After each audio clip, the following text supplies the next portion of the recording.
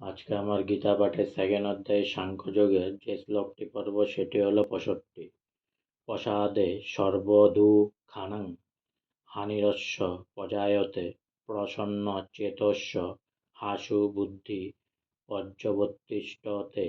প্রসাদে মানে ভগবানের অহৈতুকী অহৈতুকী কৃপা লাভ করার ফলে সর্ব মানে সমস্ত, দুঃখানাম মানে যত দুঃখের, হানি মানে বিনাশ, অশ্ব মানে তার, উপায় যাইতে মানে হয়, প্রসন্ন চেতস প্রসন্ন চিত্র ব্যক্তির, হি মানে অবশ্যই, আশু মানে অতি শীঘ্র, বুদ্ধি মানে বুদ্ধি, পরি মানে সর্বত্রভাবে, অবতিষ্ঠতে স্থির হয়। অনুবাদ: চিন্ময় চেতনায় অধিষ্ঠিত হওয়ার ফলে তখন আর জড় জগতের তিতাপ দুঃখ থাকে না। এভাবে প্রসন্নতা লাভ করার ফলে বুদ্ধি শীঘ্রই স্থির হয়।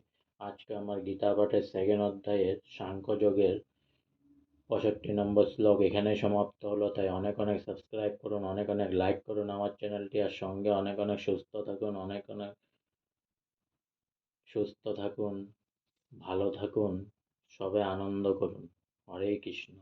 আর সঙ্গে বলুন হরে কৃষ্ণ হরে কৃষ্ণ, কৃষ্ণ কৃষ্ণ হরে হরে, হরে রাম রাম রাম হরে হরে।